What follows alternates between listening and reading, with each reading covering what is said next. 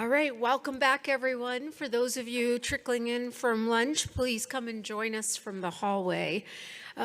What a great sessions we've had, and now we have another. This is, to us, one of the most important sessions. This is our joint session with EAS, the European Atherosclerosis Society, and we are very honored to have some guests from overseas who have come such a long distance to be with us. So I'm excited to moderate this next session with my colleague and fellow board member, Dr. Keith Fernahan. This, again, as I said, is a joint session, and we have 4 exciting presentations ahead of us. So our first speaker is our fellow board member, Dr. Carol Watson. Dr. Watson is the director of the UCLA program in preventive cardiology at the Geffen School at UCLA. So we'd like to welcome Dr. Carol Watson, who will be presenting the SMRFs and CVD, an outstanding 60 years, but time to look ahead. Thank you so much. So let's get started. These are my disclosures. Nothing should impact this presentation. So first, let's start off with defining the SMRFs. These are standard modifiable cardiovascular risk factors. You guys remember those. Remember, we learned about them in the Framingham Heart Study. The most important thing I think we learned from Framingham were the factors of risk, known as risk factors. And over many years with Framingham, we learned about a bunch of different risk factors, but really what are the most important were learning about high blood pressure, learning about smoking, learning about diabetes, and learning about high cholesterol as risk factors. So these are what we consider to be the SMRFs: hypertension, hypercholesterolemia, diabetes, and smoking. Now, SMRFs are really important because we know that these are the major risk factors that drive most cardiovascular risk. And in fact, if you look at some of our older guidelines, they suggest that they drive all of cardiovascular risk. This is data looking at guidelines from the ESC, ACC, and AHA, and looking at patients who presented with STEMI. So these are STEMI guidelines. They realize that most of the patients have hypertension, diabetes, tobacco use, or hypercholesterolemia, but in every one of these guidelines, they say there are 0 patients that have no risk factors. That's just not true. The SMRFs are responsible for really many and probably most cases of ASCVD, definitely most cases of ASCVD, but not all patients with cardiovascular risk or cardiovascular events have SMRFs. So identifying the 4 key SMRFs is crucial. We know that. That's what we identify and modify. But there's an increasing proportion of patients who present with myocardial infarction, non-STEMI and STEMIs, that have none of these standard modifiable risk factors, at least at the levels that we currently define them. In this one center in Australia, they reported that the proportion of patients presented with STEMI and no SMRFs had risen from 11% in 2006 to 27% in 2014. Other studies have found the same thing. And what's even more important, that if you're a patient with STEMI or NSTEMI or cardiovascular event and you don't have the standard modifiable risk factors, the outcomes are much poorer. So again, this is the data from that center in Australia showing how patients with STEMI over the course of time were presenting more often as SMRF-less, no SMRFs. So the trend line goes up over time. And when we look at these individuals, they just don't do as well. So in this analysis, looking at about 60,000 individuals, you can see most of them, 52,000, had SMRFs. But about 1/6 of them, 1 out of 6, had no SMRFs. That's the blue line. And their survival rates were lower early on and late in patients who present with STEMI in the absence of SMRFs. So globally, the proportion of people presenting with acute coronary syndrome in the absence of SMRFs, that SMRF-less population, is estimated to be about 10 to 11%.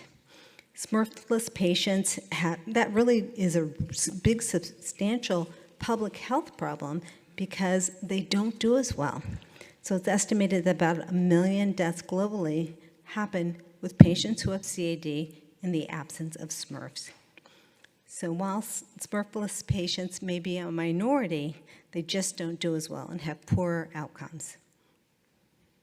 Now, the largest analysis of the SMRF-less population, STEMI patients, comes from the Sweetheart registry. Sweetheart is that registry in Sweden where they look at all of their patients with coronary disease. They analyze patients with STEMI presented with and without SMRFs, and they looked at all-cause mortality 30 days after STEMI presentation. Secondary analysis included cardiovascular mortality, heart failure, myocardial infarction at 30 days. And this is what they found. First, they made sure there were no SMRFs. Then they analyzed the data. They saw that those without SMRFs had higher all-cause mortality. They had higher cardiovascular mortality. There was no difference in myocardial infarction, no difference in heart failure. There was actually a lower prevalence, no difference in stroke, bleeding, or revascularization, and overall no difference in major adverse coronary events. But because the cardiovascular and overall mortality is higher, this is a population we clearly cannot ignore. So again, from this registry, most of the patients with STEMI had SMRFs, but almost 15% didn't have SMRFs. These SMRF-less patients had similar rates of PCI, but importantly, they were much less likely to receive beneficial therapies that we know make patients do better, like statins, ACE or ARBs, or beta blockers at discharge. By 30 days after presentation, all-cause mortality was significantly higher in these SMRF-less patients. In particular, they found a much higher rate of mortality in SMRF-less women. They had the highest 30-day mortality. So the highest 30-day mortality was in SMRF-less women, followed by women with SMRFs, then followed by SMRF-less men, and finally men with SMRFs. We don't really know what is responsible for this increased mortality, but it remains after adjusting for everything we can think of, including the lack of prescription of beneficial therapies at discharge. Interestingly, as I showed you, heart failure mortality was lower in the SMRF-less population. All-cause mortality remained increased in the SMRF-less group for more than 8 years in men and up to 12 years in women. And as I told you before, that women did especially poorly if they were SMRF-less. So these authors use as their interpretation, individuals who present with STEMI in the absence of SMRFs have a significantly increased risk of all-cause mortality, particularly in women. The increased early mortality are attenuated after adjustment for use of guideline-indicated treatments, but they don't go away. There's a number of things that we probably get a little bit comforted by. These SMRF-less patients had lower blood pressures, but unfortunately, they just didn't do as well. They had a lower cardiovascular risk, the standard things we look for, but they had a much higher likelihood of presenting with a cardiac arrest, and in women, and they had a much higher likelihood of presenting with SCAD, spontaneous coronary artery dissection. When investigators looked at the possibility that it was SCAD that was contributing to the excess mortality, they found that the 30-day mortality in female patients with SCAD was actually lower. So they didn't think this was responsible for the increased mortality amongst SMRF-less patients overall, but it's clearly something to look at. So we know that SMRF-less patients have early risk of death. They also receive fewer beneficial therapies. Now, what should we do? Well, Gemma Figtree, who's done a lot of work in this area, and her colleagues, they assembled an international multidisciplinary team to develop an evidence-based clinical pathway for SMRF-less CAD patients. The pathway really involves confirming that you really don't have SMRFs. Do they really not have high blood pressure or high cholesterol, et cetera? Then making sure they get on all of the appropriate evidence-based therapies, and then thinking about additional testing as necessary. So when we say these are SMRF-less patients, they don't have the standard risk factors, but they just had MI, so they do have risk. So they probably have novel risk factors that we have to look at. So what are some of those things we should think about? Poor oral health, environmental exposures like air pollution, things related to treatment of cancer, genetics, epigenetics, poor sleep or sleep disturbances, substance abuse, inflammation, poor nutrition, other lipid parameters that we're not testing for, like Lp(a) or sedentary lifestyle. And then what they say to do makes perfect sense. You confirm they don't have Smurfs. You then make sure they get all the beneficial therapies.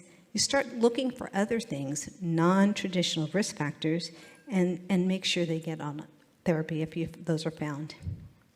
So in conclusion, reducing the incidence and prevalence of Smurfs, the standard modifiable cardiovascular risk factors, is critical to tackling this global epidemic of ASCVD. However, a substantial number of patients have ASCVD without any detectable Smurfs. Smurfless patients presenting with MI have poor outcomes, earlier mortality. It might be that we're dealing with an alternate mechanism. Maybe it's not plaque rupture. Maybe it's SCAD, something else. But we know that use of guideline-directed medical therapy is important no matter what the cause, so we have to make sure everyone gets that. And then we have to start looking for whatever types of risk are lurking beneath our patients. Thank you so much for your attention.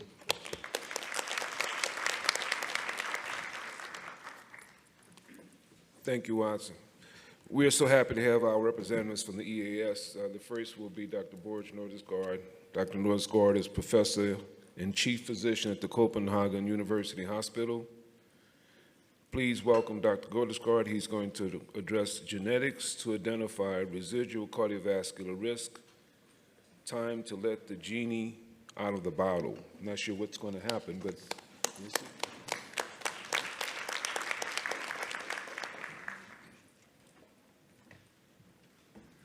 Thank you so much, Dr. Ferdinand. That was very kind. And thanks for the organization for inviting me to come here. I'm very honored and very happy that we have a joint session between my society, European Atherosclerosis Society, and your society, American Society of Preventive Cardiology.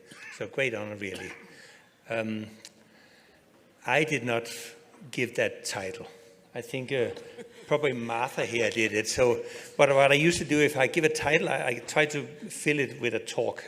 So if you don't like my talk, well, I think you can blame down here, actually. We'll see what happens. So my first slide shows where I'm employed. This very old university, one of the oldest in Europe, so in the world, I guess, University of Copenhagen, and then in a relatively new university hospital, the one with the skyscraper. So I'm president-elect of European Atherosclerosis Society, so I hope for future collaboration between our two societies. My conflict of interest are shown below. The most important one is the Danish taxpayer, because I live in a socialistic country where they paid for my education, they paid all my wages, and they pay by far the most of my research. And then I consult with some different companies. So here's the genie coming out of the bottle, and then I thought about I should talk about what could be clinically relevant to look at genetically. And what comes to my mind also, what we do in my country, Denmark, but also many European countries, is certainly FH genetic testing. But even more important, and we heard a lot about it in this meeting, is the Lp(a) testing, which is also a genetic test. And then there's the polygenic risk score. I'll try to go through these three different ones. So just the FH genetic testing. I think this evidence published in JACC in 2016, the first author, Amit Khera, the one from Boston. This is key data to show that genetic testing for FH is very important. So what it shows on the y-axis is the odds ratio for coronary artery disease, and on the x-axis, different categories of LDL cholesterol in a big cohort. So the light blues are those that do not have mutations for familial hypercholesterolemia. The dark blue are the ones with mutations. So if you look at the very low LDL cholesterol, less than 130, if you actually have that LDL cholesterol but still have a mutation for familial hypercholesterolemia, you have more than double the risk than if you do not have a mutation. And if you look at the other end of the spectrum, the ones with LDL cholesterol more than 220 milligram per deciliter, then if you have the mutation, you have 26 times the risk of the very one to the left side, whereas you have that LDL levels but do not have the mutations for FH, you only have 8-fold higher risk. And I think that's how I try to I usually don't say what other people say, so I try to say what's in my mind. So I do apologize for that. But so this is how I saw the evolution of FH genetics. So the lowest one is we just started doing the clinical diagnosis of FH. That's when I started in lipid clinics. But then later, Goldstein and Brown realized that it was the LDL receptor that was the cause of many FH clinically. And then the yellow line, so like illustrated, it took a few years because it was fully implemented in the ones that just thought about clinical FH. Then came ApoB mutations. Familial defective ApoB was called first. And again, it took some years before many people realized it. Everybody said, oh, FH is only LDL receptor mutation. And then came LDL RAP1 mutation. That also took some years. And PCSK9 mutations also took some years before it was actually understood by people looking at clinical FH that that's what probably also caused. And now the latest one, lipoprotein little I've been pushing a lot. I think many people also say, oh, this is a misdiagnosis of FH. It's not a misdiagnosis. It's one of the genetic causes of clinical FH. But it might be a few years before all of you accept it, but that's okay. These three are dominant. This one is a recessive version of familial hypercholesterolemia. So we already know it can be different genetic versions, and Lp(a) is just a multi-allele version genetically of FH. Now I'll show you how serious we take FH genetically testing in Denmark. So in 2022, I was part together with several other experts to set up a Danish FH registry. And so like this is my little country, and the different lipid clinics are shown in yellow. What we did was decided first to have data sources, and then data processing, and then quality indicators, and then finally quality assessment. This is a system in Scandinavia. The different countries set up these quality control databases. I think in Denmark we have more than 80, and in Sweden they maybe have more than 90 for breast cancer, for myocardial infarction, for heart failure, for all sorts of things. And now we have one for FH also. So what we do here is that it's called the Danish FH registry. And first we put in some manual registration in the different lipid clinics. And here's shown the different things that are put in. And then secondly, this is coupled nationwide to the Danish National Patient Registry to all diagnoses, coupled with the Danish Civil Registration System, coupled with the Danish Clinical Laboratory Information System, so we get all the blood samples from the entire country. And then finally, the Danish National Prescription Registry, so we know exactly which patient got which medication at a certain date. And then there's a data processing that are done centrally one way in Denmark, paid by the taxpayers. And then the quality indicators, we decided in that group which quality indicators should we have to be sure the FH was treated well in Denmark. And one is diagnostic of individuals with FH and their relatives, and there's like 6 indicators. And we put indicators for dietary counseling of lipid-lowering treatment. There was from 7 to 11 indicator up to number 7 to 11. And then lipids and achieved of treatment goals, indicator 12 and 13. And then finally, prognosis of ASCVD. So this happens to every patient, every lipid patient, every year in Denmark now. So when we get the quality assessment, the idea is, of course, identification and action plans to improve FH management. And just to illustrate, so the yearly quality assessment, we get this report once yearly from a government institution. It's taxpayer funded administrative team that prepares an annual report, so it'll happen forever. It's evaluated by a steering committee. I'm in the steering committee, so we get the preliminary data and look at them and comment on them. And then the report is sent to all Danish hospitals that has a lipid clinic. And if there's some poor quality in one part of the country, that hospital administration usually takes these quality controls quite seriously, and they try to do something about it.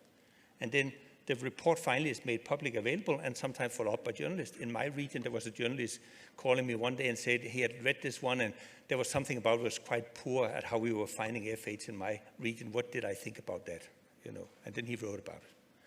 So here's all like what have happened so far. So in 2020 we started, and there we could calculate how many FH had been diagnosed in Denmark, about 7,000. And then now we have a 10-year plus plan, so that in 2030 something we will have found everybody, which is roughly 30,000 in Denmark, 1 in 220 we have an estimate. And then we get these standards. I just show you 4 standards now that we talk about genetic testing. So 2023 report, covering 2022, we had how many of suspected FH actually had a genetic test in Denmark?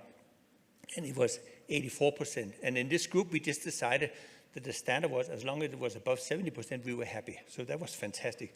And how many had an Lp(a) test? 84%. And we had a standard of 80%. I was the one that put in the Lp(a). I said, let's put it in. That's important. Then they start measuring Lp(a). And then there's some other ones. How many had medical therapy? 84%. LDL had treatment goal, 60%, and the standard was more than 60%. So that's the goal according to guidelines. What about Lp(a)? I think that's also a really important genetic test. Think of it that way. So Lp(a) here depicted beside LDL, it has this extra apoprotein on top of it called apolipoprotein a. It's more than 90% genetically determined. Here's just some data from our Copenhagen studies, genetic studies looking at high Lp(a). If you look at the risk of atherosclerotic cardiovascular disease, it's 1 to up to 5-fold, depending on the levels. Myocardial infarction, 1.5 to 3-fold. Aortic stenosis, 1.5 to 3-fold. Heart failure, 1.2 to 1.7-fold. Ischemic stroke, only 1.6-fold for the highest levels, and all-cause mortality, 1.2. But 20% higher risk of dying is quite a lot. And here's how many that were affected by these different relationships. So it was 1/3 for atherosclerotic stenosis, myocardial infarction, aortic stenosis, and heart failure, but only the top 5% for ischemic stroke and all-cause mortality we could pick up. And here are the similar studies or data from the UK Biobanker parallel study running with 500,000 people in the UK. And what you can see here, actually, it's depicted as genetically mediated lower Lp(a), 1 standard deviation. But what you can see here is if you look at around, then you can see that the ones with the highest risk increase for 1 standard deviation, lower Lp(a), is coronary heart disease, 29%, peripheral vascular disease, 31%, aortic valve stenosis, 37%. And then some are less, stroke, 13%, and heart failure, 17%. Chronic kidney disease is in there also, but the genetic evidence was not completely good there. So Lp(a) guidelines and statements, it was discovered originally in 1963 in Norway by Kåre Berg, and another breakthrough was in 1987. 2 American groups cloned the Lp(a) gene and found the reason for the ApoA and found that it had homology with plasminogen. And only in 2010, we in European Atherosclerosis Society, I was so fortunate to be first author on that publication. For the first time, we said you should screen people with high risk of cardiovascular disease for Lp(a), and that was later followed by many other places. And then I think a big breakthrough was the European Society of Cardiology together with European Atherosclerosis Society in roughly 2019 saying, why not measure Lp(a) once in everybody? And what can we do? We heard that already. I think Bittner said that very nicely, that on the one hand, on the left side, if you have high Lp(a), it's a genetic test that tells your patient that it's very high risk. So try to, with that argument, convince them they should have a very healthy lifestyle. Exercise, do not become obese, eat heart healthy, and do not smoke.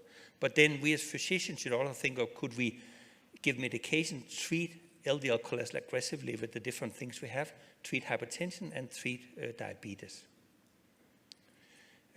Fortunately, in the future, we'll have these drugs, and now there's 5 different drugs that are in development.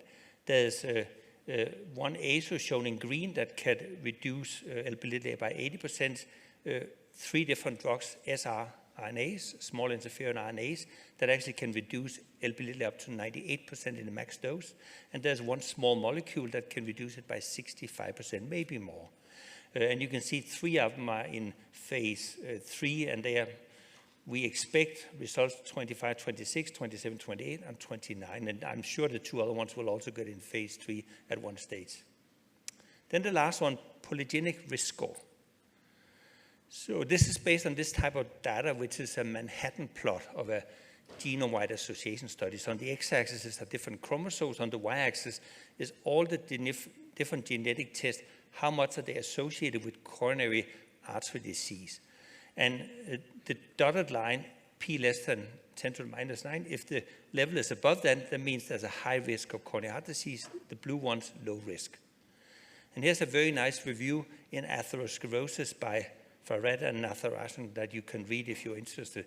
They show that, again, they can take a whole population and put them, depending on how many low risk or how many high risk CAD risk they have, so they get a normal distribution. The red ones have the highest risk, the blue one the lowest. And then they suggest there's 3 places we can use this now. In the very young age, to detect people at very high risk early on. For the ones with risk factors, improve precision of risk estimation when based on conventional risk factors, maybe middle age, and then at very late age when you already have coronary heart disease, maybe also there you can guide of how aggressive you should be for risk. So try to summarize these 3 different things.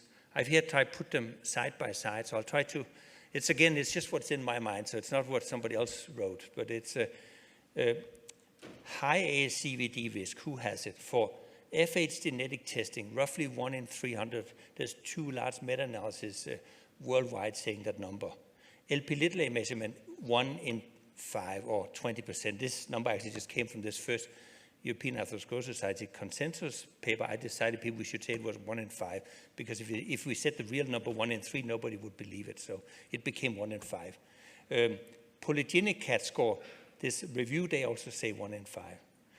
Is the mechanism clear? For FH and for Lp(a), I think the mechanism is pretty clear why you get the disease.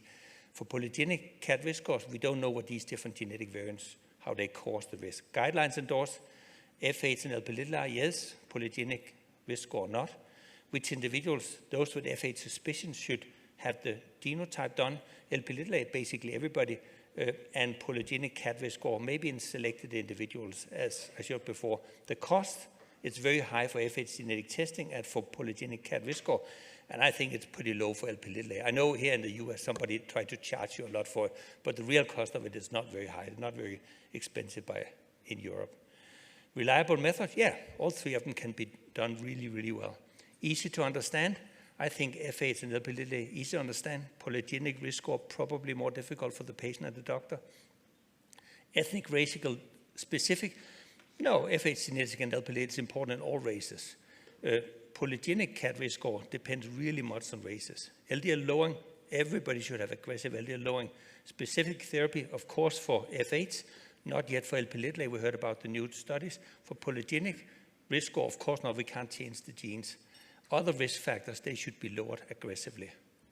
So concluding remarks, use genetic FH testing. It really makes a difference. Who has the genotype, who do not, and measure Lp(a) and stay tuned. There'll be more coming. Maybe use CAT polygenic risk score. And then finally, yeah, I put the FH genetic and Lp(a) green and the other one yellow. So that's my argument, and you can decide what you think. Thank you so much for attending. Thank you, Dr. Norsgaard. That was a great talk, exactly what we wanted.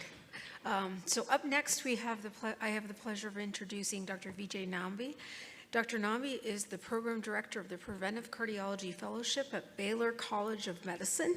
We'd like to welcome Dr. Nambi to present biomarkers and residual cardiovascular risk, time to enhance the use of these biomarkers. Good afternoon to everybody, and thank you for having me here. It's a wonderful Congress and really nice to see everybody, and kudos to the organizers for such a wonderful conference. These are my disclosures, none of which are relevant to the talk I'm going to give, but I will be discussing non-guideline approved use of biomarkers. I will let you know that.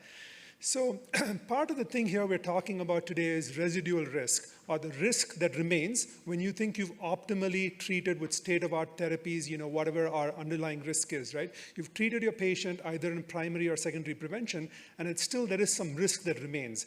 This is what we classify or think of as residual risk. Now, there are several reasons why you might have a residual risk, right? Part of this might be your traditional risk factors itself. 20 years ago, an LDL cholesterol less than 100, we thought we were optimally treating them. Then it's now come down to less than 70, maybe less than 55. So we keep going down. So that part of it is probably captured in that residual risk. There are several risk factors like that. Now, the other thing you have to think about is novel risk factors. We've talked a lot about Lp(a). It's not novel, but novel therapies are emerging, so it's another opportunity for you to reduce your risk or further reduce the risk than what our treatment of the Smurfs would do, right? Then obviously there are undiscovered risk factors. These are things that we still don't know. We have to be humble enough to recognize we haven't solved the problem. We're getting better, but cardiovascular disease remains the leading cause of death. So there are other risk factors that we continue to identify and pursue and identify, and these will be part of the residual risk. And obviously there's a big societal cause of residual risk too. We've talked about disparities in care. We've talked about, economies. We've talked about patient misinformation and how they deal with it. All these are part of the residual risk of cardiovascular disease that remains after what we've treated.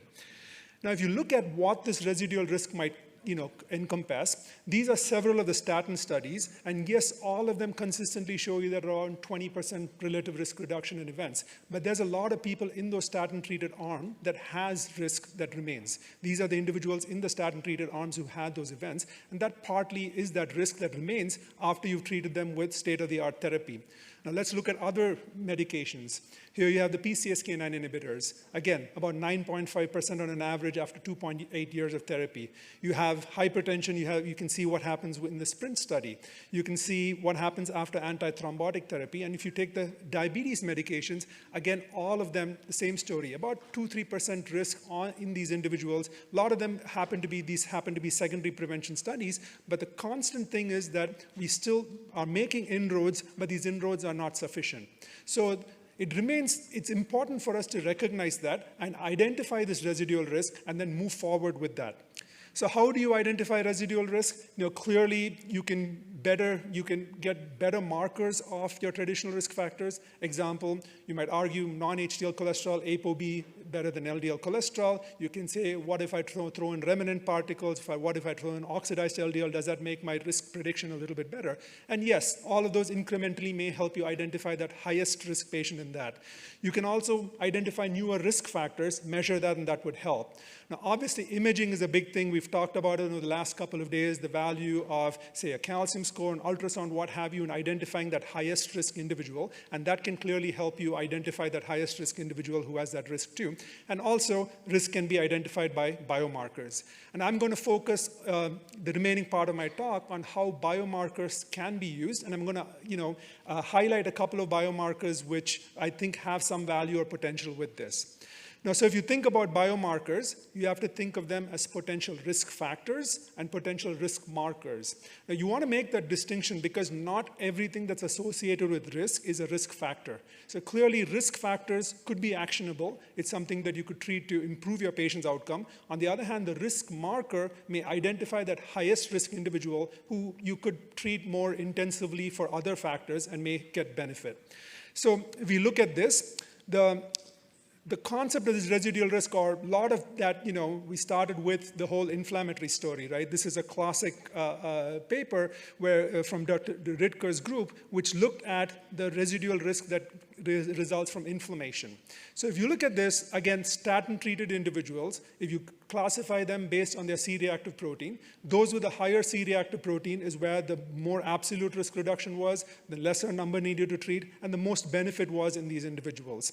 So if you move on from that, and you see if you classify those individuals based on whether they've achieved 2 goals or 1 goal, right? Both their LDL cholesterol and C-reactive protein being a target versus just one of them, what you again see is a consistent story. If either one of them are not treated, you kind of have an in-between risk, but if both of them are elevated, your cholesterol's up and your C-reactive protein's up, those are the individuals who had the worst outcomes. The next question that you ask is, how frequent or how common is this? Is this something, just a couple of % of people, so should I not even be worried about it? And that also, we have some good data to back us up on what that would mean. So here you can see prove it and improve it, and in the blue bars over there, you can see individuals with residual inflammatory risk. In other words, these are individuals whose LDL cholesterol is at target, but their C-reactive protein is elevated, and that's about 1/3 of the population.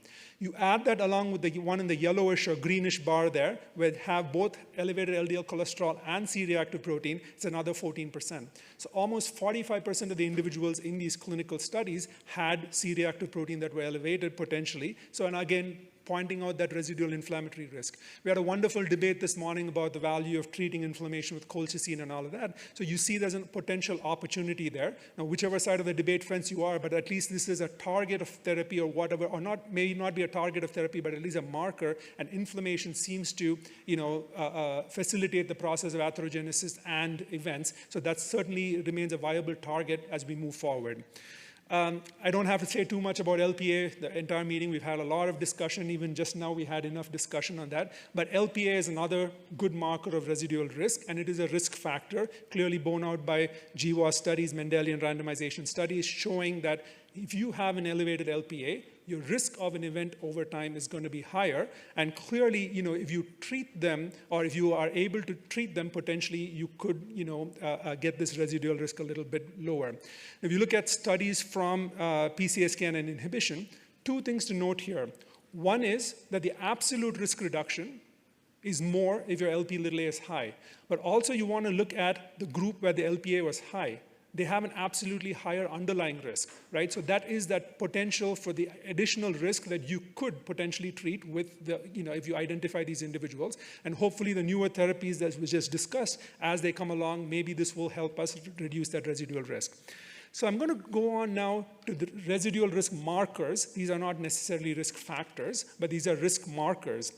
Now, if you take and you do a PubMed search of biomarkers, in a given year, you're probably going to find maybe 1,000 articles or so, just talking about biomarkers associated with, cardiovascular risk. I'm going to highlight a couple of them. I'm going to use troponin and BNP as examples of how you could identify your highest risk individuals. Now, if you look at our hypertension guidelines, over the last several years, we've started understanding or incorporating, risk estimation in that calculus. We take people with stage 1 hypertension, and we're asked to, estimate the risk. And if your 10-year risk is higher, then those are the individuals you should treat. If your 10-year risk is on the lower side, maybe you can consider non-pharmacological therapy. Now, this is based on the understanding that if you take the relative risk reduction, right? The relative risk reduction tends to be the same whether your risk is low, less than 10% or so, or it becomes higher. But your absolute risk reduction, or the bang for that buck, is higher with higher estimated risk. So it makes sense. If your underlying risk is high, your benefit is going to be more too. And this is the concept, or this is one of the rationale or reasons why using risk estimation in your calculation about who gets more intensive treatment has come forth. Now, the Europeans have been advocating for this a long time, even the hypertension guidelines and things like that, where they ask you to look for end organ damage, be it LVH, urine albumin, what have you, different ways in looking at end organ damage, and using that as a way of trying to guide you as to who should be really more intensively treated. Now, yes, we use risk scores in this, but just remember one thing. Your risk estimation, the estimated risk for me between the start of this talk and now could be different, because your blood pressure is something that varies over the course of time. And we looked at this in the ADDIC study, where we took patients, and the same day they had multiple blood pressure readings. And what we found was there was a good number of people in whose risk actually in the same day went from low to high, right? Just because of the blood pressure measurement that you used. Now think of this in your clinic. You're going to have patients coming in. Somebody's going to get the blood pressure. How standardized? Do they wait for the 5-minute? Do they do it in the idealized conditions? You know that, but you're plugging that number in and estimating a risk and making your decisions based on that. Now, this risk estimation, or this way or extent and risk, is something that you have to inherently remember that these are not perfect.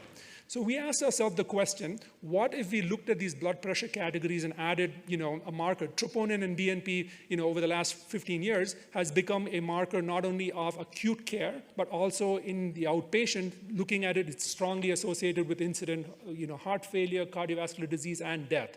So we asked ourselves the question in the ADDIC study, if we included this high sensitivity troponin in the blood pressure categories, does that help us identify the highest risk individual? And sure enough, it did. And what this is showing you essentially is that if you look at the z-axis, you have the blood pressures categorized from 120 to above 160. And in the x-axis, you have the troponins right there. Now, what you see is if your troponin was not detectable or less than 3, I mean, this in the future generations may be detectable, you can see if your blood pressure was 150 to 159, your event rates were lower than somebody with a blood pressure of 130 to 139 whose troponin was elevated. So what this troponin was telling us was that this heart was not happy. So whatever the mechanism, however it was not not able to compensate enough, and despite those blood pressures, you were having those events. So more than the blood pressure number, the amount of damage that it was creating translated into future events.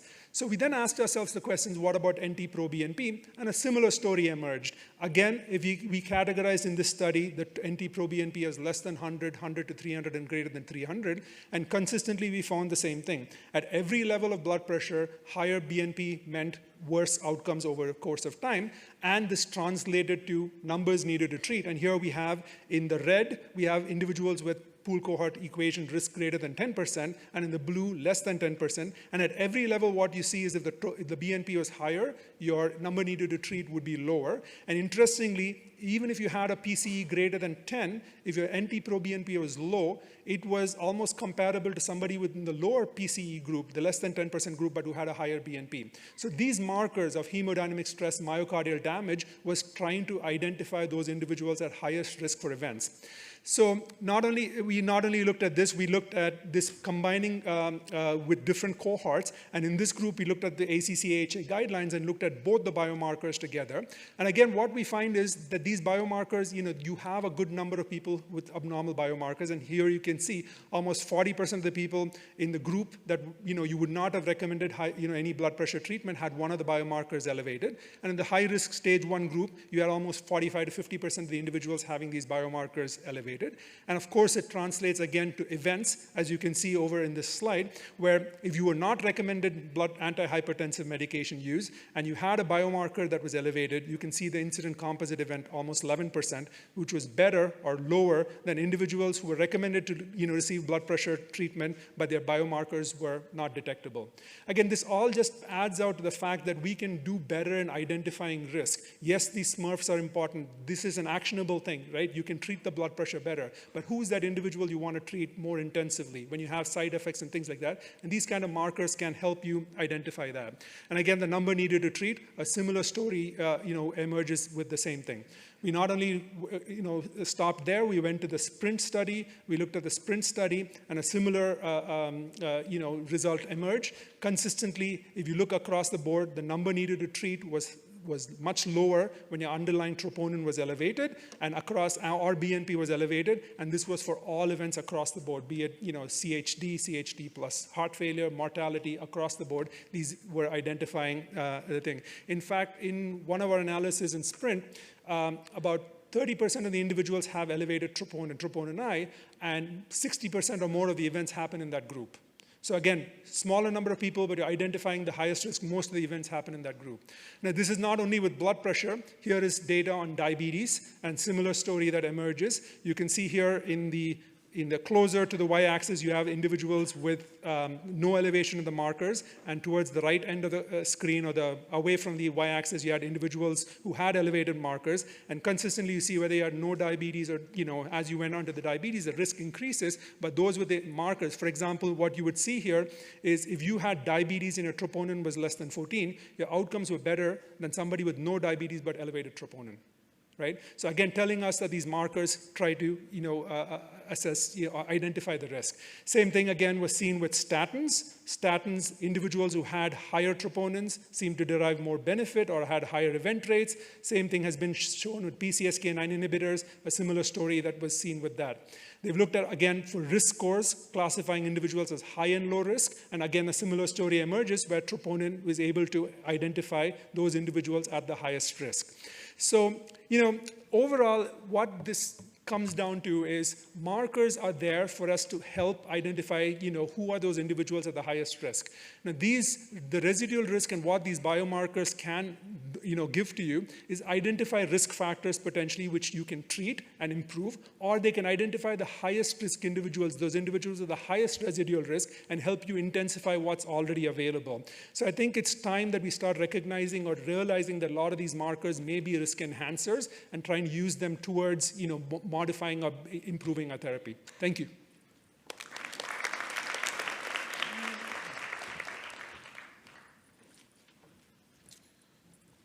We're moving along on time, and we will have a period of questions and answers at 2 p.m. So if you have your questions, get them ready. Our last presenter representing EAS is Professor Macha Bana. He is from the head of the Department of Preventive Cardiology and Lipidology at the Medical University of Lodz in Poland. Please welcome Dr. Bana. He's going to present the stage to present emerging therapies for residual cardiovascular risk, exploring novel approaches and potential breakthroughs. These titles are tough, right? How you guys?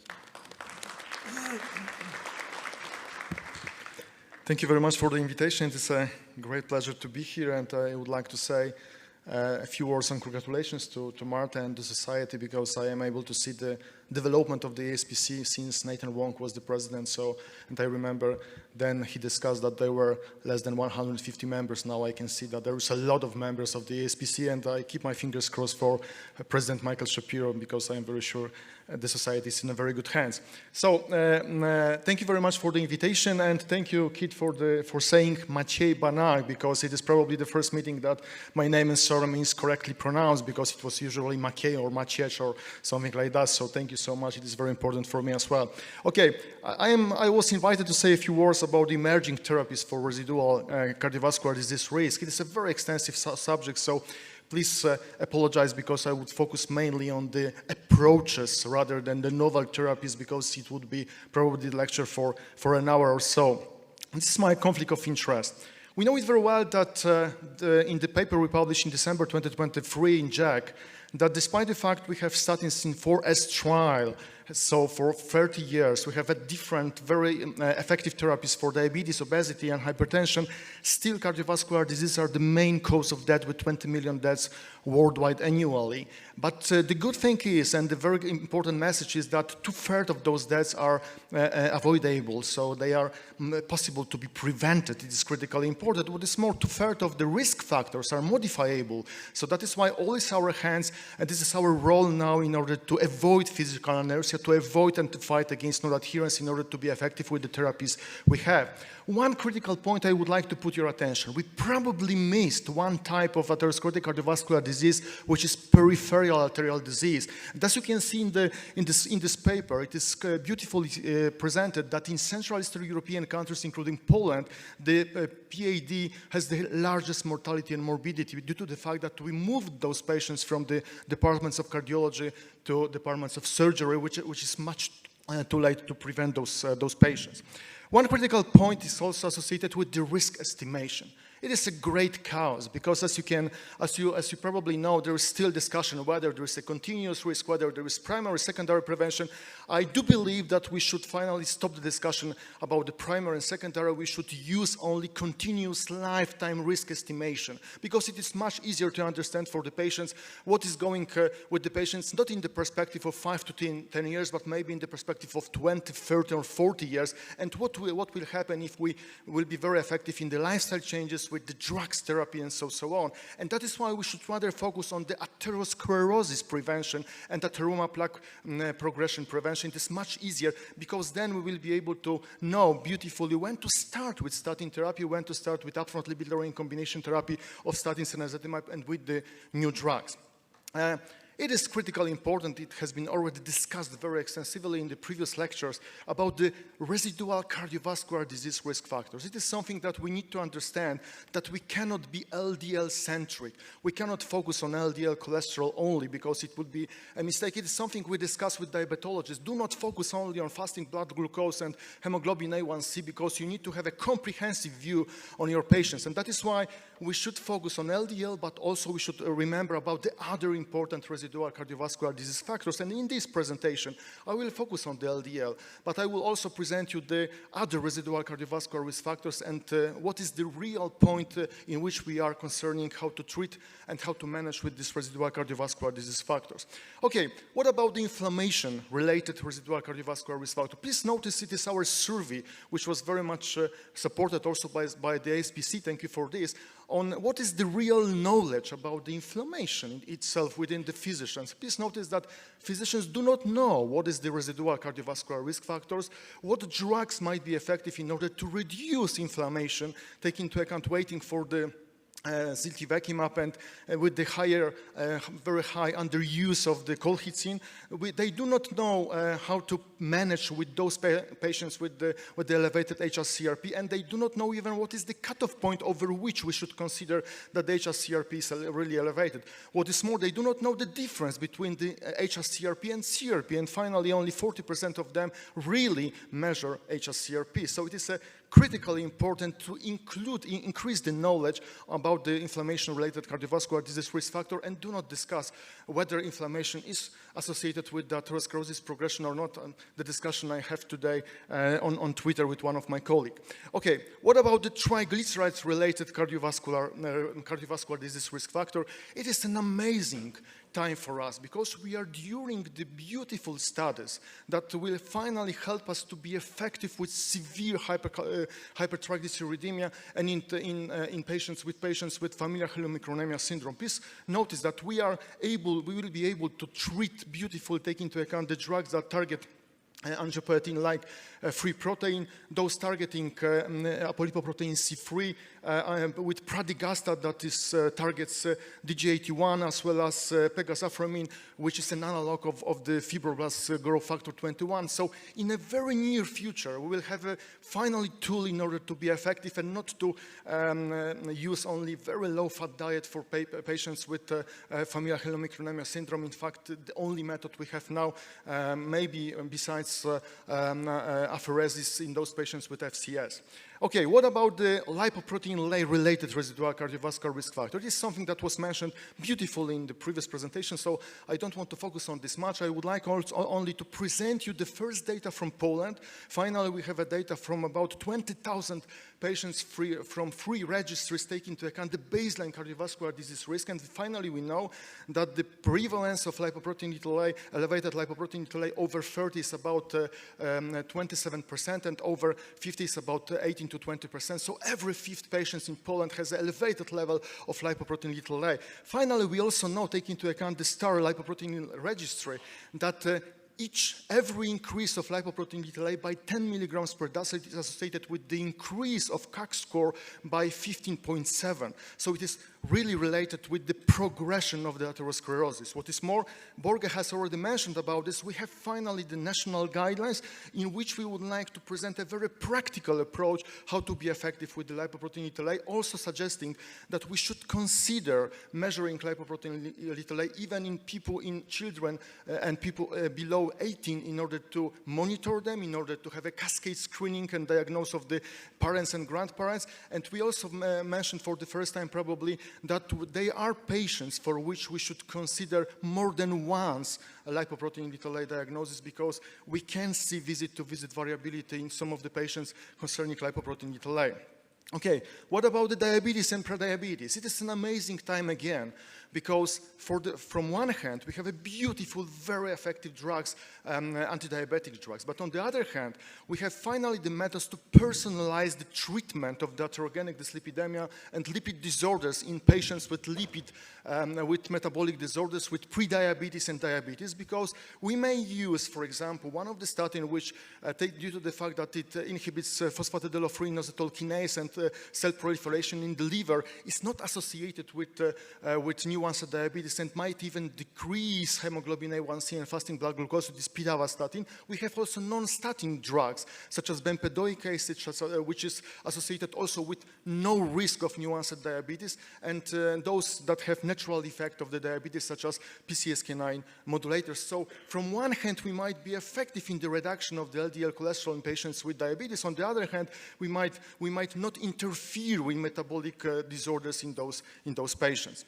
Okay, let's focus for the last few minutes about the cholesterol-related residual cardiovascular disease risk. I don't know if you know that 4.5 million people worldwide, the deaths are attributable due to LDL cholesterol. So if we hypothetically would be on the LDL cholesterol target, we might avoid 4.5 million deaths. It is associated, for example, in Poland, it would be 30,000 deaths per year.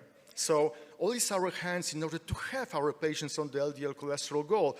What is more, if we look at the MI and premature MIs, every fifth, every sixth MI now can be defined as premature. And as you can see from our paper published in Lancet, that there are many different risk factors that might be associated with premature MI, but for most of them, we have a real influencing effect. I love this slide because it is something that in fact shows us the way how to reduce residual cardiovascular disease risk factor related to cholesterol. The lower the better, you know it very well, the longer the better, but I would like to strongly emphasize the earlier the better. The earlier on the LDL cholesterol target, the better.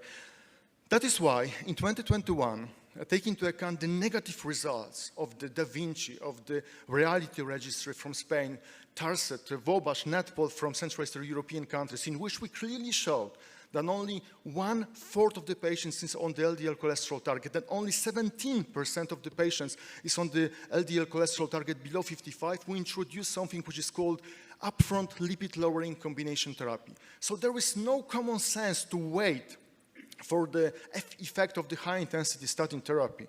It is very important to give the immediate upfront lipid-lowering combination therapy of high-intensity statin and ezetimibe, and to then only wait 4 to 6 weeks to start with the innovative PCSK9 inhibitors. Finally, at the very beginning, we suggested that it should be, first of all, dedicated for patients after ACS with extremely high cardiovascular disease risk, as well as in those with FH. But in 2022 paper published in European Heart Journal, as you can see, we suggested that we probably should consider all patients at a very high cardiovascular risk that should be treated with the upfront lipid-lowering combination therapy, and even triple therapy for those with extremely high cardiovascular disease risk. But there were many colleagues after this statement, after this guidance, that say, give us the data. Give us the data that really upfront lipid-lowering combination therapy works, taking into account the cardiovascular disease risk and mortality reduction. That is why you remember in 2022, RACING trial was published in Lancet. And RACING trial compared rosuvastatin 20 milligrams of high-intensity statin therapy with the moderate rosuvastatin 10 plus ezetimibe as upfront lipid-lowering combination therapy. And this beautiful study showed that there were much more patients on the goal, much earlier on the goal. There were much higher reduction of the LDL cholesterol, less discontinuation, less side effects, but it was non-inferior concerning the reduction of the cardiovascular outcomes. It was also the truth taking into account the very challenging population like the elderly as well as the diabetes. So that is why there were 2 studies in August and September last year.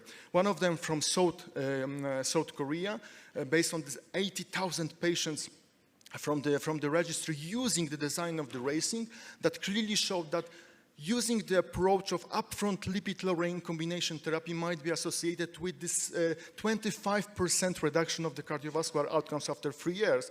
And our paper, based on the Polish ACS registry, based on the 1 million data, in which 1 million patients, in which we showed if we start immediately with the upfront lipid-lowering combination therapy, after 3 years, we might have 47% reduction of the all-cause mortality in those patients. So probably there are no strongest data that upfront lipid-lowering combination therapy should be considered, and we are very happy that in the European ACS guidelines in September 2023, it was the first indication and first recommendation that in patients after ACS, the upfront lipid-lowering combination therapy should be considered. And I would like to promise you that in the forthcoming ESC Congress, we will present the largest ever meta-analysis on upfront lipid-lowering combination therapy that not only confirm the previous data, but will also show more that this is the only way of management in those patients at the high and the very high cardiovascular disease risk.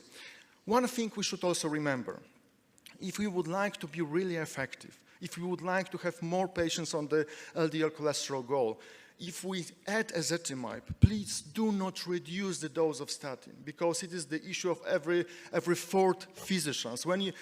It was based on our data from the comprehensive coordinated care in Poland in patients after ACS.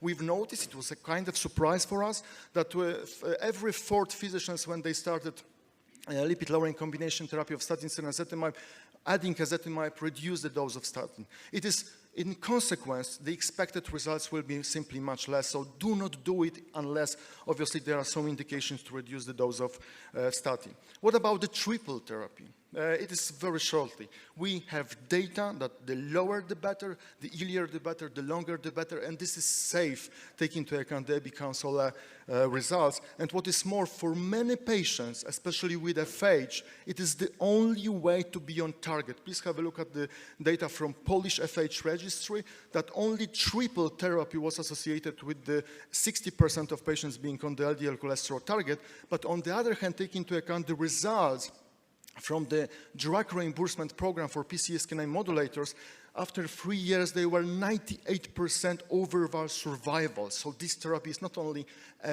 safe, but also very, very effective. Finally, in 2024, we have suggested to update our paper from 2021, but we've changed two critically important things.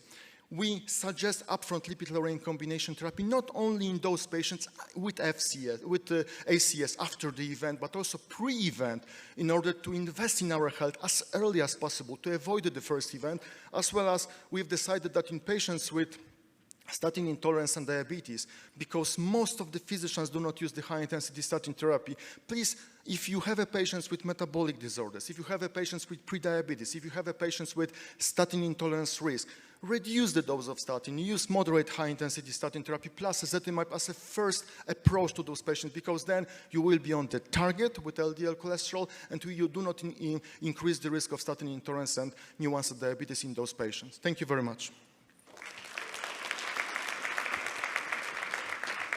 Well, that was just, every talk was outstanding.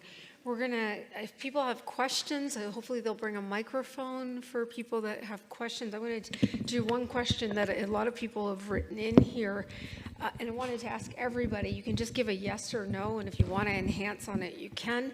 But who here recommends aspirin therapy when you have elevated Lp(a)? Because nobody mentioned anything. So we'll start with you, Vijay. I think there is some evidence for it, so I do use it, but I use it selectively. Sometimes I use a calcium score to help me decide, but it's one situation in primary prevention where I would consider aspirin. Well, in Poland, there is no recommendation for using aspirin in patients with elevated lipoprotein Lp due to the inconsistency in the knowledge. But obviously, if there is another indications for using aspirin, having elevated lipoprotein Lp, it is obviously, I believe, very beneficial for the patients. And the future, I strongly believe, is in the direction that lipoprotein, in those with lipoprotein Lp elevation, aspirin will be indicated. But we need to wait for the results of the randomized controlled trials. I'm a strong believer in evidence-based medicine, and as I see the evidence, if you have high Lp and atherosclerotic cardiovascular disease already, then you give aspirin, otherwise not. I think there's good data from MESA that if you have high Lp(a) and your CAC is over 100, they deserve aspirin. All right, I think we have a question here. Yeah, hi. Beth Abramson from Toronto. Really enjoyed your talks. Two questions if I can. One would be on troponin and one would be on FH. So the troponin question, which is mechanism. I happen to have a large cohort in Canada that we're following with executive health screens, or everyone is watching ambulatory troponin, and if you think people call you about Lp(a), you have to educate the providers screening. And we know it's a good 10, 20-year risk marker, but why? Any thoughts on mechanism of troponin? So honestly, that's an evolving space as to why, because even if you look at troponin I and troponin T, they're not, the correlation is not 100%. In fact, it's very poor. In fact, they're supplementary and they're able to predict different things better. Troponin I seems to do a better job with overall CVD, while troponin T does a better job with mortality, which is interesting by itself. So to me, the way I look at it is more that the heart is just not happy. The milieu of whatever is going on is just not there. There are no, I had a grant, we were trying to look at, different therapies, identifying these individuals and things, but it was small and it was COVID time, so we couldn't really, make a big answer with it. But to me, there are a few things that seem to work. Like in each of these situations, intensively treating the risk factor seems to help. So that way, that's one approach that you can consider. Now, why, I don't know if it is the injury, fibrosis, that's why it predicts heart failure quite a bit too. So I don't know if that's what the mechanism, that damage that's happening with that. Okay, and can I have one quick question at FH? Or go- let the We next just person- asked, there's one question. I want to try to alternate questions from online too. So this board, this is to you. What is the yearly budget of the Danish FH registry? I don't really know. It's like it's all like I had a series of meetings with different politicians, and then eventually we had a hearing in the Danish Parliament, and they gave us some money to set up the system, and after that it was automatically transferred to this other thing. Exactly how much it is, I think there's like maybe 3 people working on it, but they do other things also. Okay. And what the different lipid clinics do, they do that just as part of the budget of wherever they live here. So it's not extremely expensive. It's just organized, I think. That's usually Denmark is not very organized, but here it's quite good, yeah. All right, great. So Beth, you have another Yeah, question? so a good friend and mentor, Dr. Rob Hegele, said when your LDL is above a certain level, there's nothing to do with the diet, it's all genetics. So we're starting to use the genetic screen clinically. Our government is covering it in our area. What's the advantage if you have someone with probable FH on a Dutch screening score to do the genetics clinically? Would you have a different clinical approach for those patients? You mean if they have... Well, we calculate what we Yes, presume is sure. TFH, and then sending off the genetics in addition. I understand the academic rationale for it, but what is the practical clinical implication for that? Yeah, the thing, I mean, there's certainly one thing to have patients and families better understand that I think this is certainly from all the lipid clinics I talk with, that the patients and relatives that get the positive genetic testing, they take the LDL lowering therapy a lot more seriously.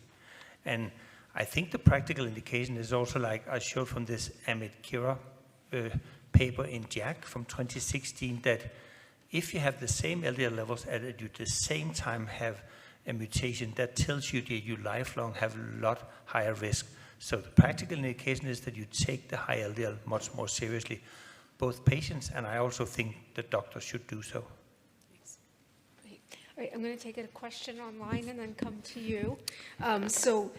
This is to Dr. Watson. In the VA, we see men and women with PTSD as a risk for ischemic heart disease, especially in young women vets, where the strongest association was for women with PTSD less than 40.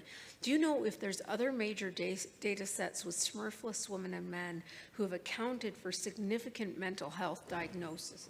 That's a fantastic question. Actually, with my colleague Janet Hahn, we wrote a paper on that from the VA database on women with PTSD and increased risk of heart disease. I don't know of any analysis specifically on Smurfless women and PTSD. That's a really good question. I'm going to recommend that we do that because I think it's going to be positive. Great, thank you. Yes, Jeff Anderson, Salt Lake City. First of all, congratulations to faculty and thank you for excellent presentations. I just had a comment and a question for Dr. Watson as well. So we, like you, were stimulated by reports on these so-called Smurfless patients with MIs from Australia and Europe. So we looked in our own database here at Intermountain Health, and we, and we have a large database, confirmed that about 20% of our patients with MI were so-called Smurfless. They were not listed having standard risk factors. And one of our hypotheses was that maybe these could be identified in advance by coronary calcium scanning, which we do fairly liberally here. And indeed, we found, and we just published this in JCM, that 80 percentile was the average coronary calcium score in this group. And if we use a CAC score of 100 or over 75 percentile to indicate statin therapy, 80% would have qualified in advance for that. So based on that, we are proposing that maybe extending CAC scanning to even lower risk patients that don't have standard modifiable risk factors might be one approach to test to pick up some of these patients in advance for treatment. I just was interested in your comments. I think that's an excellent idea. The question is, who are we going to target? I think there's a lot of other risks that we're just not detecting in LP little a and things like that. And I think if the major mechanism of their cardiac event is atherosclerotic cardiovascular disease and plaque rupture, coronary calcium would be a great way to try to detect that. But in the birthless patients, I think we're also dealing with SCAD, microvascular dysfunction, a lot of things that are also at play. But that's a fantastic idea. We just have to figure out exactly who to target. And we agree, that the 20% that, obviously might be SCAD or other things, but if coronary calcium might be a final common pathway to integrate all the known and also unknown factors in terms of, causing at least advanced plaque formation. I completely agree with you. Thank you. All right, next question from online. Dr. Nambi, someone asked, sorry, I lost my spot. Could you comment on the importance of microalbuminuria as a potential biomarker or risk factor to classify a patient at risk for CVD? And the person goes on to write, I think we underuse it, although it's not expensive and widely available. I don't think it requires much of a comment. I completely agree. It's a very good marker, not only of kidney disease, but also cardiovascular outcomes. And we're actually actively pursuing that in combination with troponin and BNP to see how much more it can add. But it is an excellent marker as well. And before we go to the next person, I want to ask one more question to both of our speakers from EAS. They want to know from each of you how well bempedoic acid and PCSK9 are covered, both respectively in Poland and in Denmark. Well, first of all, we do not have still bempedoic acid in Poland. We predict that it will be at the end of the year, so that is why it is a little bit surprise, and especially we are ready to use bempedoic acid, and as I said previously, most of our patients are still over the target, and we have a large proportion of patients with statin-associated muscle symptoms, so bempedoic acid would be very much useful.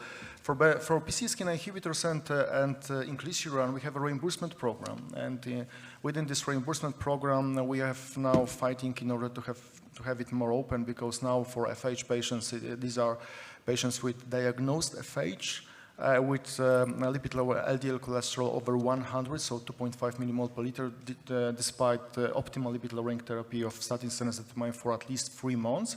And in the second arm, we have ACS patients with the same approach, but for LDL cholesterol level over 70. So that is why we started in 2018, and unfortunately, after 6 years, we were able to include only 2,000 patients or PCSK9 inhibitors. So that is why we feel it is a kind of our failure, and that is why we are now fighting in order to have an open reimbursement for PCSK9 inhibitors and inclisiran in Poland, because we have the same program for inclisiran and PCSK9 inhibitor.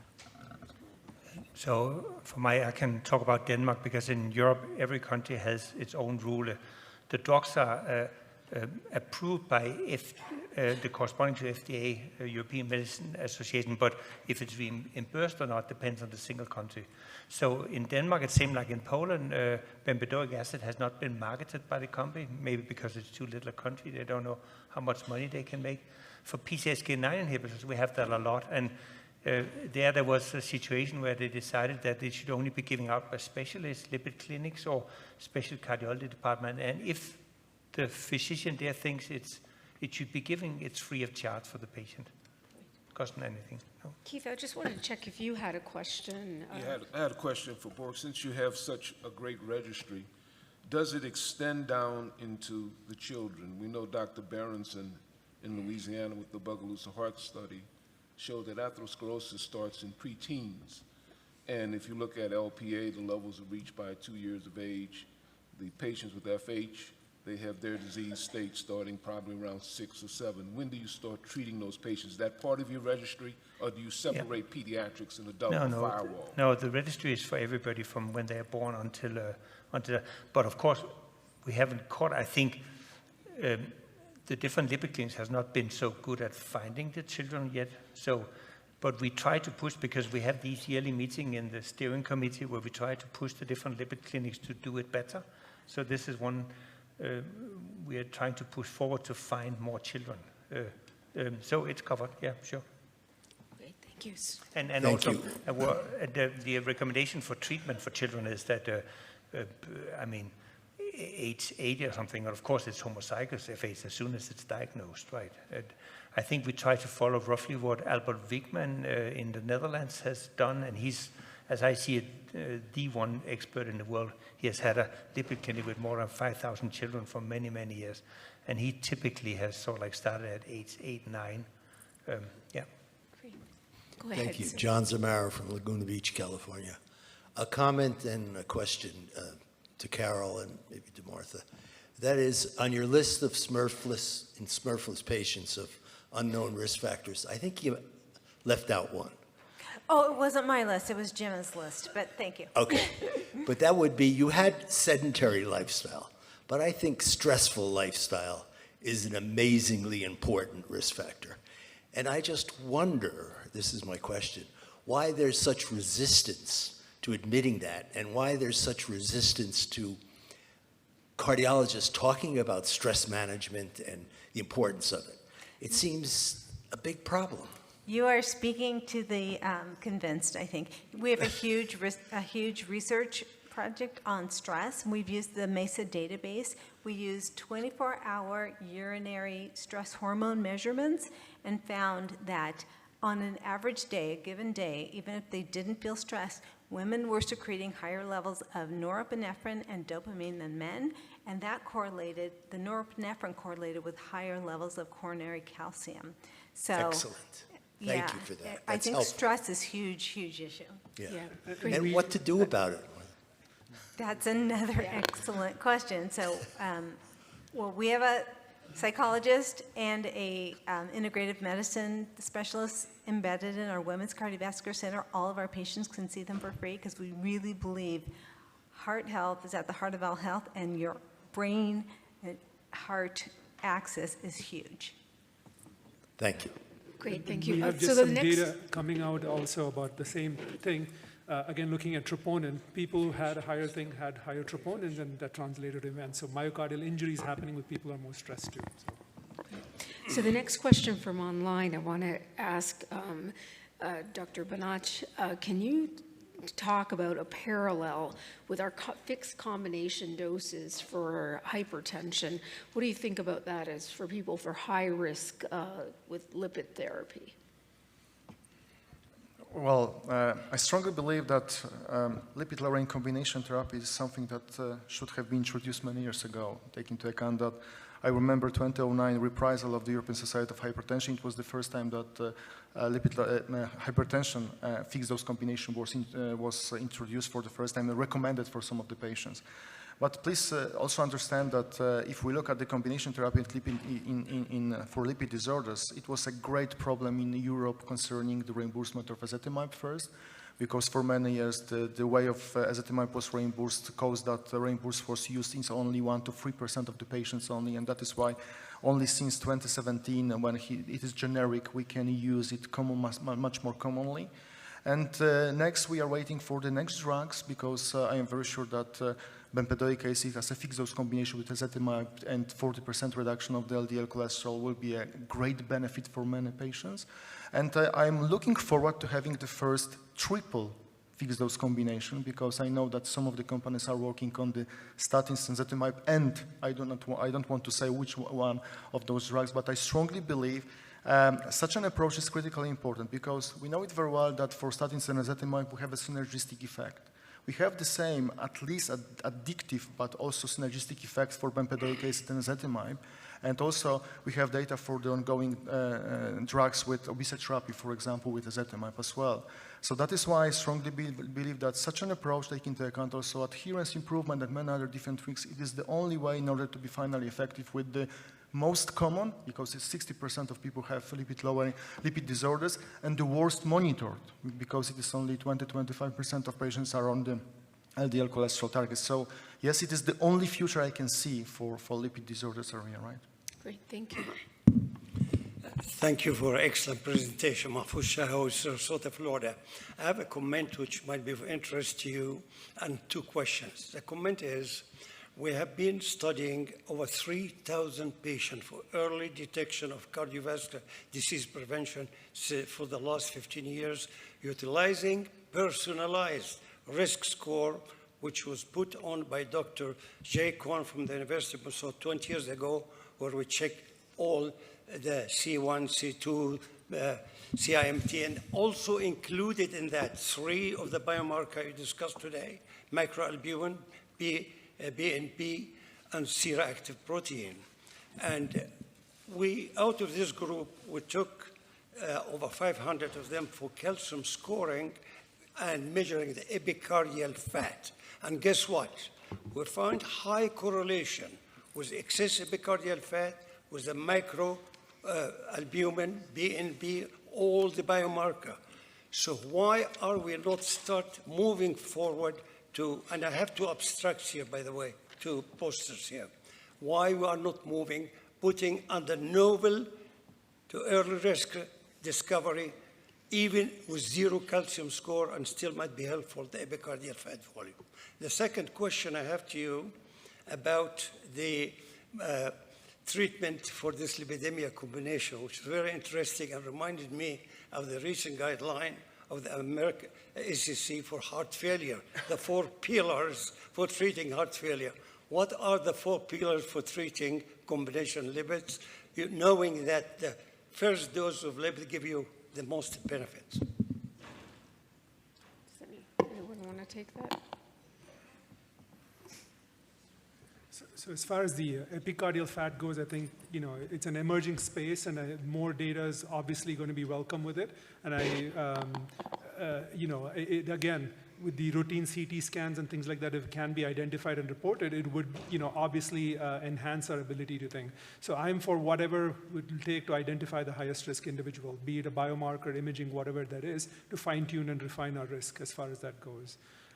As far as the 4 pillars.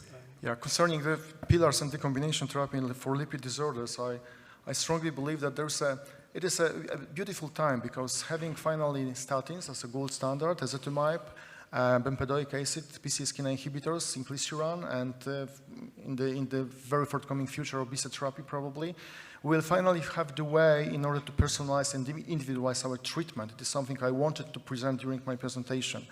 But there is an ongoing discussion, for example, now, what should be the pillar first, 1, 2, 3, for the given patients, taking into account also concomitant disorders and other conditions, because for some of them it will be statins and ezetimibe and bempedoic acid, it will be enough, but for many of them it will be statins and ezetimibe and PCSK9 inhibitors, taking into account the baseline risk as well as concomitant disorders. For example, if we consider patients with diabetes, and we know it very well, the role of bempedoic acid. However, the clear mechanism of each of this is still unknown, how bempedoic acid indeed might even reduce the risk of new onset diabetes and increase the number of patients being on the hemoglobin A1C target.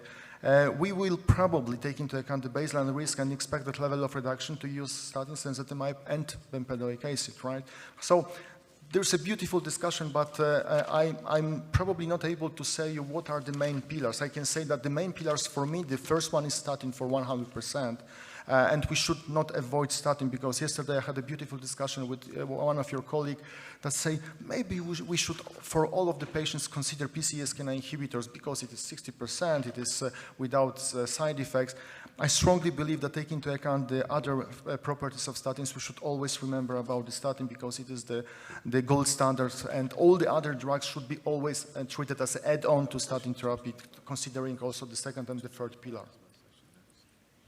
You had something to add? I actually had a comment. I had a question a long time ago. What does it cost to do these quality control databases in Denmark? And I saw, like I said, it doesn't cost very much. But of course, that's because we have all the other infrastructure in my country running already. So we had the patient registry running from 1976. We have the prescription registry from 1995. We had the causes of death from, I don't know, 70, 80 years ago. So we had all these registers, and they have been funded for many other things. And then the system for running these quality control databases, they're already running for 79 other diseases. So there's people employed that know how to extract this data and do it. So what I talk about, what's the incremental cost of having this one extra F8 database? And that was not very much money. Terrific. If your question is short, we'll take it, because you're the last one. I'll make it short. I got my answer about the stress management, but I still feel, and I'll ask you whether we should use other techniques which are not expensive, like meditation, yoga, and a lot of other stress boosting processes to reduce stress so that we can control blood pressure, diabetes, all of them are stress related. And secondly, I want to talk about the triglycerides. We have been talking about all these cholesterol lowering, mainly LDL lowering, but what about phenofibrate and other triglyceride lowering? Is it a residual risk factor or it is a original mainstream risk factor? Well, while you're getting ready to answer, we are going to have a session without a break starting at 2:25. So those who are going to be presenting, if you can get ready, we can keep moving. So your question was about if triglycerides was a residual risk factor? Or a mainstream risk factor? So not triglycerides, but it's a marker of the remnant particles. And those are a causal risk factor for cardiovascular disease, just like LDL and lipoprotein little a. Yeah, so that's not a residual, that's not a marker, it's a causal factor. All right, great. Well, thank you, everyone. Thanks for this engaging discussions and for this wonderful partnership with EAS. We are so grateful again for you coming so far to be with us. This concludes this session. I'm going to now